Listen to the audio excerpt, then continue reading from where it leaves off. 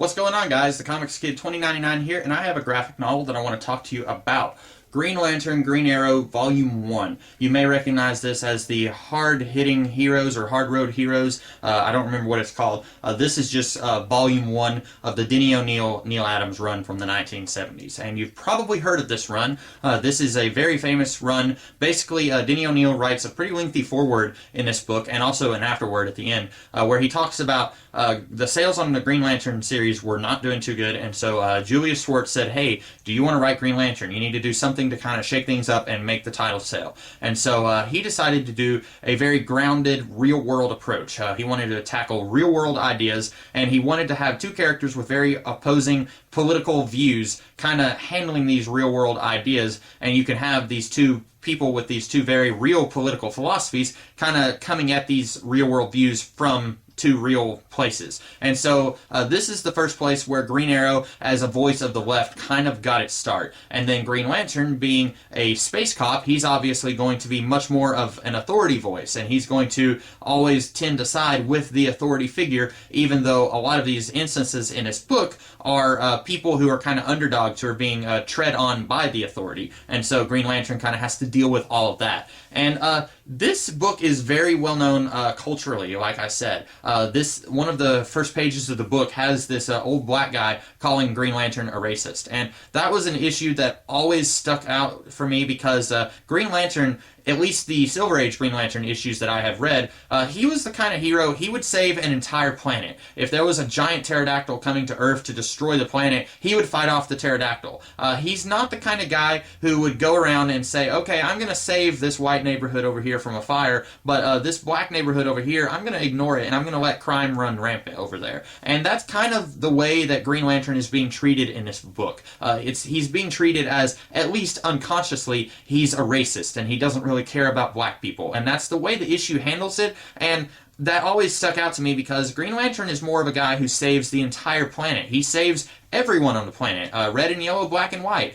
He doesn't just save the white people, much as this book might try to have you believe otherwise. So I thought that was very strange, and this book, it tends to, it certainly shows what Denny O'Neil's political views are. I would say if you have Green Lantern on one far end of the spectrum and Green Arrow on the other end, Denny O'Neil is much closer to being on the Green Arrow side of things, because in this entire book, every time there's some kind of situation, Green Lantern is usually the guy who he says something, and then Green Arrow says, you're a fool for believing that. This is why you're wrong, and I'm right. And it always treats Green Lantern like he is in the wrong, and like he has something he has to learn. And Green Arrow is this wise, can-do-no-wrong mentor figure who is never wrong. And personally, I would have rather the book treated them more equally. Have Green Lantern be right sometimes, and have Green Arrow be the one who says, oh, I was wrong about this situation. I could have handled this a little better. It would have been nice to have kind of had them be on equal footing, where sometimes Green Lantern has something to teach to Green Arrow.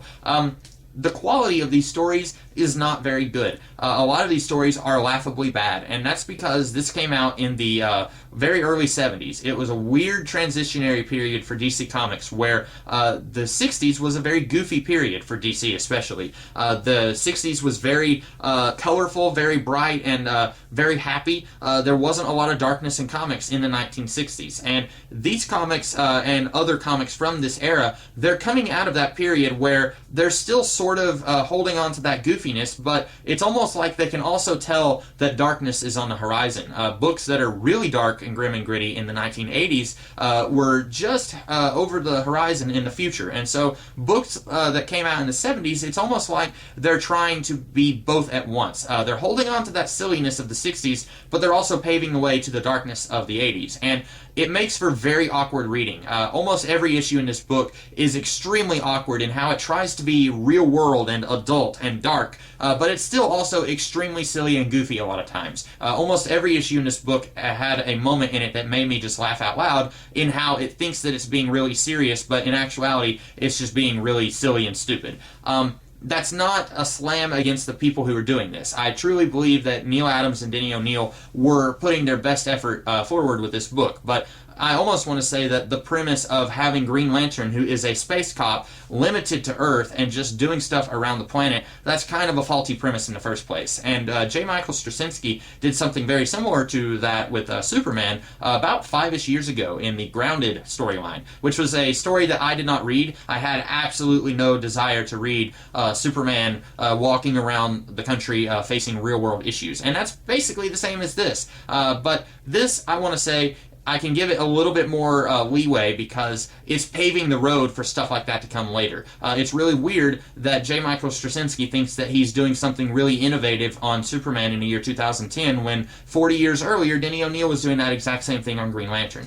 So I'm willing to give a little bit more slack to this book for doing that than I am Straczynski on Superman. But personally, if I had to choose a type of Green Lantern story to read, I would rather read Green Lantern stories where he's out in outer space fighting monsters and he's with the Corps and they're fighting wars and stuff like that. That's the kind of story that I would rather read with Green Lantern, not something where he's constantly being slapped in the face about how stupid he is politically by Green Arrow. That's just my personal opinion. So would I recommend this book? Really, I wouldn't. Only if you are very interested in seeing a culturally significant comic book, which this series is lauded as being very culturally significant. And later on in the series, we had the very famous Speedy is Doing Drugs issue, which is not collected here, but that and the black guy calling Green Lantern a racist, those are like the two big moments from the series that everyone remembers. So if you want to read what is talked about as being this huge watershed moment in comics, you probably will want to read this. But otherwise, if you just want a good comic, I would not recommend Green Lantern Green Arrow Volume 1. That's unfortunate because I've heard a lot of people really hype this series up as being fantastic. Reading it, I don't really think it holds up very well. That's just my personal opinion, and it's a shame because I really like Denny O'Neil's writing a lot of times, but in this case, I don't think that it works. So those are my thoughts on Green Lantern Green Arrow Volume 1. I hope that you guys like this video, and I will have several other videos going up throughout the week. So I will see you guys later. Have a great rest of the day. Catch you then.